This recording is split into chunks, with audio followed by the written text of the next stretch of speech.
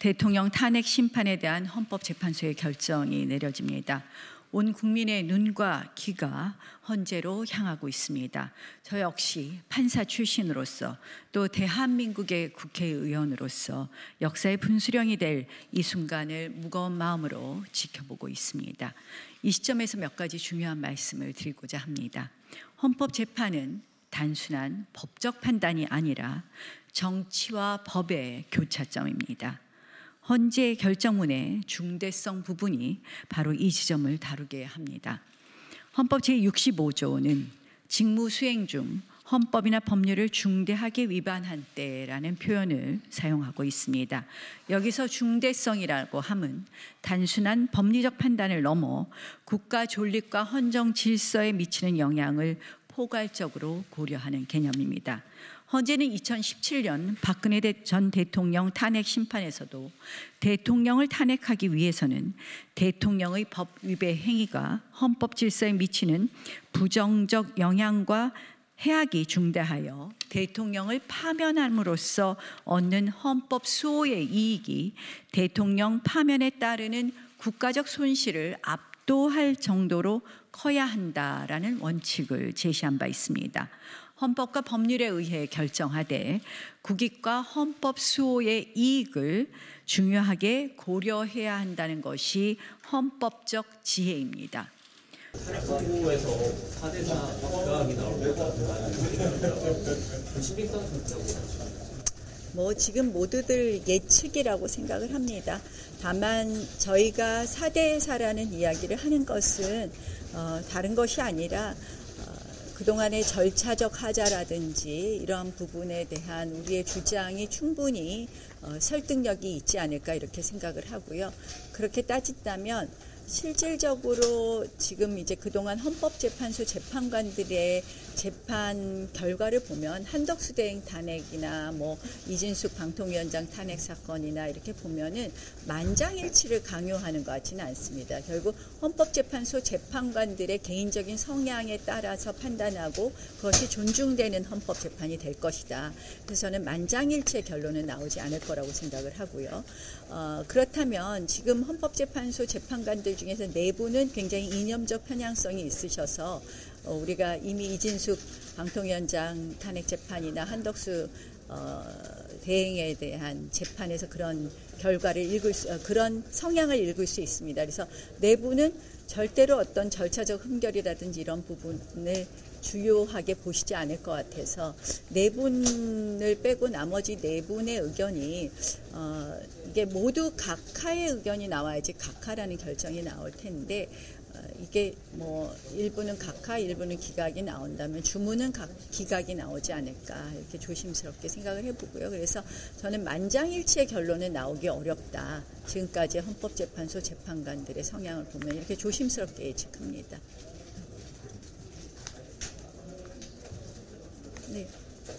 당 일각에서는 이제 선고만 남은 만큼 지도부도 좀 총력해야 한다 이런 이야기 나오는데 그 지도부도 마음은 같을 거라고 생각을 합니다. 다만 이제 우리가 정치적인 의사표시를 어떻게 하느냐의 문제라고 생각을 하고요. 정치적 의사표시에 있어서 좀 더 우리 당이 합일된 모습을 보이는 것은 좋을 것이다 이렇게 생각을 하고 있습니다. 예상보다 탄핵 선고일자가 계속 결정 못하고 무너지다가 어제 4월 4일로 했다고 결정을 했는데요.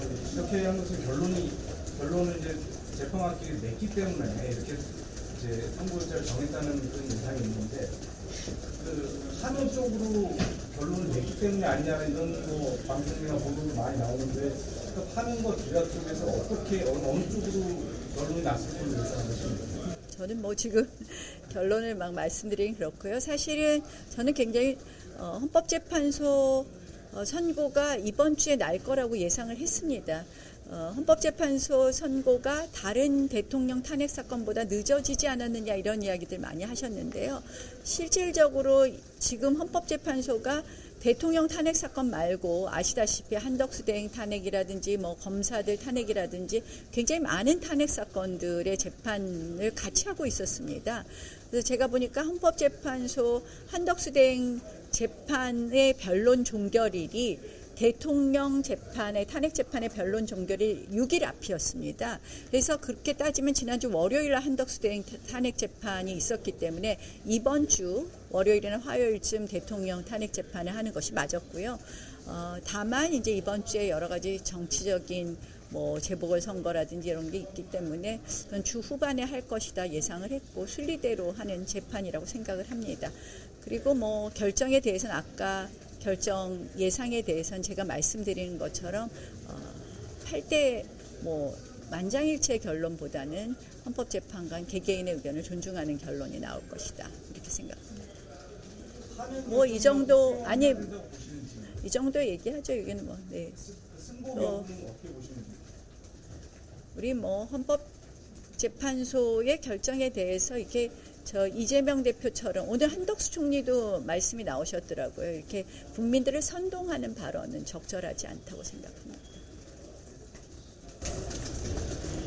탄핵 선고 이틀 남았는데 중진 의원님들 따로 이렇게 움직이는 뭐 그냥 늘 하던 대로이지 뭐 저희 중진 의원들끼리 같이 무슨 움직임을 할 생각은 없습니다. 저희가 이제 헌재 앞에 릴레이 시위는 예전에 하던 거에서 이제 장소만 조금 옮겨서 계속 하고 있는 것이고 조금 확대하겠다는 그런 의미이고요. 특별히 저희가 뭐 이렇게 각자 기자회견을 통해서 헌법재판소에 마지막 호소를 한다든지 이런 거 하시지 않을까 이렇게 생각합니다. 탄핵 심판 선고 일자가 드디어 나왔습니다. 왜 이렇게 지연됐다고 보십니까? 아무래도 헌법재판소에서 정무적인 판단을 좀 한 것 같습니다. 아무래도 이재명 대표의 선거법 2심 판결이 예고되어 있었고 그 뒤에 조금의 냉각기를 가진 다음에 이 헌법재판소에서 탄핵 심판에 대한 결과를 내려고 했던 게 아닌가 이런 생각을 하고요. 일각에서 말하던 것처럼 그래서 뭐 의견이 갈려가지고 시간이 지연되고 이런 것은 좀 거리가 먼 것 같습니다. 그럼 결론이 이미 나왔는데 좀 정무적 판단으로 지연시켰다 이렇게 보시는 건가요? 아무래도 그 안에 이제 뭐 보수 성향의 재판관이라 불리는 분들도 있고 한데 이분들이 결론이 뭐 다른 결론이 나온 걸 목적으로 했다기보다는 아까 말씀드렸던 것처럼 아무래도 그 이재명 대표와의 재판과의 관계나 이런 걸 생각해가지고 조금 신중한 의견을 좀 내지 않았나 이런 생각하고 있습니다. 국회 내에서는 좀 들리는 얘기는 없으신가요? 사실 뭐 민주당도 그렇고 국민의힘도 그렇고 저희 개혁신당도 그렇고 뭐 정보가 아주 구체적인 게 흘러나오고 이러지는 않습니다. 그렇기 때문에 각자의 위치에 따라 가지고 민주당은 또 어제 발표 나기 전까지만 하더라도 굉장히 헌법재판소를 압박하는 모양새 아니었습니까? 그런데 어제 이후에 급격하게 이제 좀 그래도 평정을 찾고 있는 모드다 이렇게 말씀드릴 수 있을 것 같고요. 범야권은 어쨌든 탄핵을 주도했기 때문에 어쨌든 4월 4일에 결론이 나면은 좀 거기에 대한 승복을 하는 것이 중요하지 않을까 이렇게 생각하고 있습니다. 뭐 각종 억측들이 나오고 있는데 실제로는 보안이 좀 잘 유지되고 있는 모양이네요. 그렇죠. 지금 뭐 일부 국민의힘 의원들이 본인들이 헌법재판소에서 뭐 입수한 정보라 그러면서 뭐 4대 4다, 5대 3이다 이런 식으로 해서 자기 지지층에 소구하는 발언을 하고 있는데 사실 헌법재판소에서 그 처음에 심리할 때 과정을 보면은 변론할 때 과정을 보면요. 일관되게 재판관들은 윤석열 대통령의 행동에 대해 가지고 부정적이거나 아니면은 이해가 되지 않는다는 듯한 이 뉘앙스로 재판을 진행했거든요. 그래서 저는 결과에 큰 이변은 없을 것이라고 생각하고 있습니다. 그럼 각하나 기각 가능성은 없다고 보시는 건가요? 사실 헌법재판관분들도 이분들이 지금 뭐 8분 중에 7분이 같은 대학을 나오시고 그럼 사실상 같은 시기에 비슷한 교육을 받고 법관으로서 활동해 오신 분들인데 이분들이 크게 상식에서 벗어난 판단을 할 거라고 좀 보지 않습니다. 대한민국의 헌법은 하나고 그 전까지의 판례도 다 이미 정립되어 있고 그 판례에 비추어 봤을 때 윤석열 대통령의 이번 행위는 파면을 면하기 어려울 것이다 이런 생각합니다. 아무래도 윤 대통령에 대해서 좀 잘 알고 계시니까 만약을 가정해서 여쭤보는 건데 만약에 각하나 기각돼서 윤 대통령이 돌아온다, 어떤 일이 벌어질까라고 보십니까? 저는 대한민국 국민들께서 이제 살펴보셔야 되는 게 만약에 윤석열 대통령이 다시 직무에 복귀한다 하더라도 그걸 유지할 수가 없습니다. 왜냐하면은 대한민국 대통령의 큰 권한 중에 하나가 군 통수권인데 이미 군과 경찰을 부적절한 일에 투입해가지고 국민들을 불안하게 했던 사람이 그 권한을 행사할 수 있겠습니까? 저는 당장 군경에서도 그 통수권을 따르지 않으려는 움직임이 있을 거다. 그리고 과거에도 4.19 때도 그렇고 이런 식으로 억지로 만약에 권력을 유지한다 하더라도 결국 대한민국 국민들은 그거를 다른 수단으로 바로 잡습니다. 그렇기 때문에 윤석열 대통령이 직무 복귀하는 것은 현실적으로 불가능하다 이렇게 생각합니다. 아까도 소개를 해드리긴 했는데 지난 대선 과정에서 당대표를 하셨고 선대위원장도 하셨잖아요. 네. 윤 대통령 영입 과정에서도 어느 정도 역할을 한 걸로 알고 있는데 그때는 뭐 전혀 이런 낌새를 끼치 못하셨나요? 사실 윤석열 대통령이 그 당시에 정치 신인이었기 때문에 많은 사람들이 윤석열 대통령의 어떤 결함이 있어도 정치를 한 지 얼마 안 돼서 그렇다. 빨리 적응해 나갈 것이다. 이런 식으로 선회했던 게 있었죠. 그런데 윤석열 대통령이 통치를 끝내는 순간까지도 정치인이거나 국가의 지도자의 모습보다는 어쩌면 본인의 검찰 생활 26년의 연장선상에서 국정을 운영해온 것이 아니냐라는 아쉬움이 생길 수밖에 없던 거죠. 저는 사실 그 과정에서 대선 때도 많은 분들이 기억하겠지만은 어떻게든 바로잡아 보려고 어떤 분들이 저한테 뭐 가출이니 뭐니 이런 얘기를 해가면서까지 그런 얘기를 들으면서도 전 대통령에게 바꿀 건 바꿔야 된다고 계속 얘기했었는데 정말 안타깝습니다. 그 노력이 부족했던 것이 아닌가 생각합니다. 네, 방금도 말씀하셨지만 많은 갈등들을 겪었잖아요. 예. 그러면 사실 윤 대통령의 성격이나 뭐 어떻게 대응하는지를 보셨을 텐데 뭐 이런 계엄이나 이런 행동을 할 거라고 좀 예상을 하셨었나요? 이걸 예측할 수 있었다 그러면은 그거는 예측했으면 이 사람을 그 대통령 만드는 과정에 어느 누구도 참여하면 안 됐었죠. 그런데 이 정도로 갈 줄 아무도 예측 못했을 거고요. 저는 결국에는 대통령 주변에 2022년 5월 취임 이후에 어느 누구도 제동을 걸 수 없는, 브레이크를 걸 수 없는 그런 간신배들만 붙어 있었던 것이 아닌가 이런 생각을 합니다. 그러다 보니까 이 국민의힘이라는 당에서 당 대표격에 해당하는 인물이 뭐 5명, 6명씩 대통령의 심기에 따라서 날아가고 이런 상황 속에서도 아무도 지적을 안 하니까 대통령 내가 이래도 되는 건가 보다. 그럼 더 큰 것도 더 심한 것도 해도 되겠네. 이제 국민을 대상으로 계엄을 해볼까? 결국에는 그러니까 당내에서 이런 아주 안 좋은 의심스러운 움직임이 있었을 때 누군가는 직을 걸고 계속 막아냈어야 되는 건데 저 이후에 다른 국민의힘 정치인들은 그렇게 하지 않았던 것 같습니다. 직을 걸고 막아야 됐다고 방금도 말씀하셨는데 네.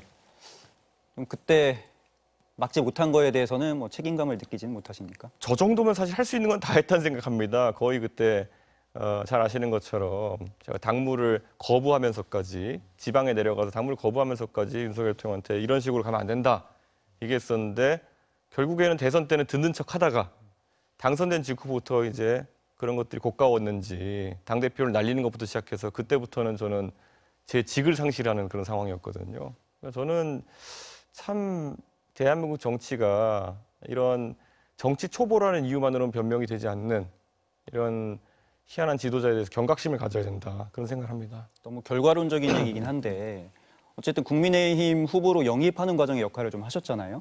패칭 입당을 당했죠. 그러니까 이분이 영입을 했다기보다는 입당을 이제 한 것인데 그때 정당사에 아마 헌정사에 처음 있을 만한 일인 게 대선 주자가 되겠다고 들어오는 사람이 그 당시 당대표 이준석과 원내대표 김기현이 없는 자리를 일부러 골라가지고 이렇게 점령군처럼 들어왔다 하는 것부터 이분이 범상치 않은 이상한 사람이었다 이렇게 생각합니다.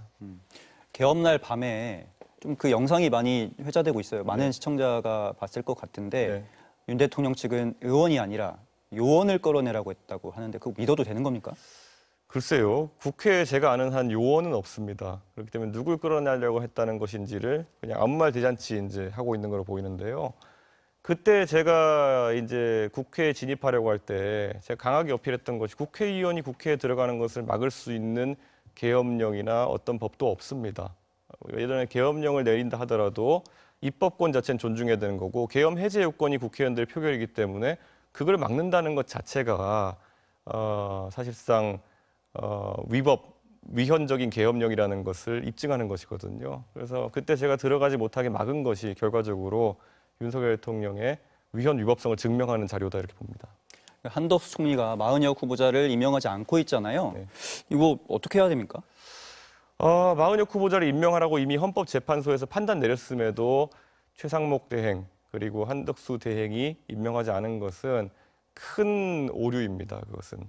그런데 지금 시점에서 뭐 사실 마은혁 재판관을 임명하면은 변론을 다시 처음부터 해야 된다라는 그런 이야기도 있고 그렇기 때문에 결국은 변론을 다시 재개할 수는 없는 상황이기 때문에 조금은 기다리고 있었던 것이고 다행히 선고 일정이 잡혀가지고 저는 이 문제는 좀 그나마 저희가 덜 걱정이 될 것 같다라는 생각이지만은 어쨌든 이 재판이 끝난 다음에도 임명은 해야 되는 거 아니겠습니까? 그런 절차가 더 지연되지 않기를 바랍니다. 탄핵이 인용되면은. 민주당은 재탄핵하겠다 뭐 이런 입장인데 동참하십니까? 저는 민주당에서 이제는 조기 대선 모드가 시작되면요. 대선에서 올바른 아젠다나 이런 게 논의될수록 집중하는 것이 옳지. 계속 정치적인 면으로 뭐 국무위원 탄핵이나 이런 거 나서는 거는 전 지금 중요하지 않다 생각하고 개혁신당은 동참하지 않겠습니다. 지난번에 개혁신당은 뭐 탄핵에 동참하셨었잖아요. 예, 예. 좀 입장이 바뀐 거 아니면 상황이 좀 달라진 건가요? 이제는 어차피 조기 대선이 끝나면은 이 한덕수 대행도 그렇고 최상목 대행도 그렇고 직에서 물러나시게 될 겁니다. 빠르면 2개월 내에. 그렇기 때문에 이 탄핵 절차가 어차피 결과도 나오지 않습니다. 각하될 겁니다. 이분들이 어차피 직을 상실하기 때문에. 그래서 저는 무리할 필요 없다 생각합니다. 네, 이제 마지막 질문인데요. 그제 생일이었잖아요. 네. 이제 대선에 출마할 수 있게 됐는데 네. 제3지대로 나갑니까? 뭐 보수 후보로 나갑니까? 저는 지금 어쨌든 탄핵에 찬성했던 입장에서 국민의힘이라는 보수의 일당이 지금 탄핵 반대라는 입장을 고수하고 있는 상황 속에서는 연대 가능성은 현저히 낮고, 그리고 저는 국민의힘에서 결국에는 무고하게 뭐 성상납이니 뭐니 이런 거로 쫓겨났던 사람 아닙니까? 그에 대해서도 국민의힘에서 어떤 반성의 움직임도 없는 사람들이기 때문에 연대 가능성은 없다고 생각합니다.